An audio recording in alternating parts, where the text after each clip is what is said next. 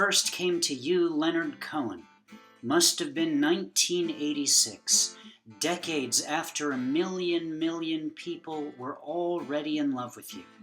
It was like everybody knew. I was sitting on a trailer in Arcadia Avenue in the San Gabriel Valley. My friend, the one who knows, would fill my ears with all the things he knew I should know. He gave me Jane's Addiction, Harold and Maude, Blue Velvet, Bauhaus, the correct positions to put my fingers on frets, which led immediately to calluses and later to the way I made a living. And he gave me you. 17 years old, and I learned how everything could stop so I could sit like a bird on a wire in a mood that could not be broken. I spent the next decades trying to seduce whoever was in my house with the best of you on permanent rotation until I fell humbled in love. Hallelujah. For God's sakes, Leonard, you're from Canada. Does anybody know what that really means? You need a passport to get in, but when you get there, they give you a hug and all the band-aids you could use. You may be the lost Canadian Leonard, but you put Canada on the map. You invented the concept of melancholy. Anyone else who thinks they know what melancholy is, who doesn't have you in mind, is a poser.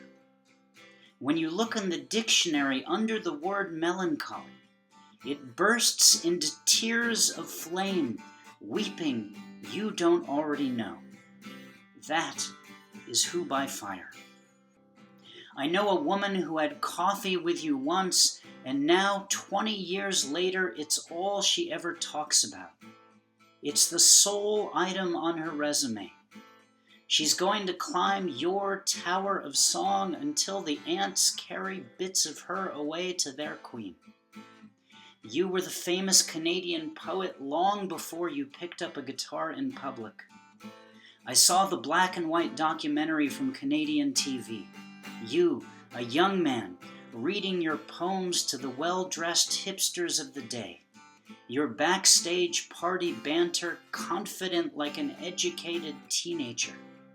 There was no question you would take Manhattan. No one thought it was possible your words could cause more guts to be discombobulated until you started to strum along with them. It was like two geniuses got married. Field Commander Cohen reporting for duty. Yes, this is what we wanted.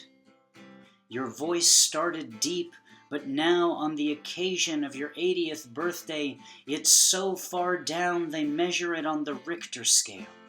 It's so far down we can't help but trip over the diamonds in the mine. May we hear it until we too go no more a-roving, until the ants take us too.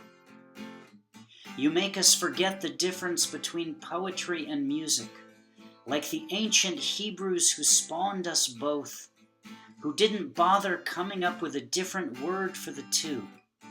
Poetry, music, there is no line. Leonard, you're our man. Happy birthday. Hallelujah. Hallelujah. Hallelujah.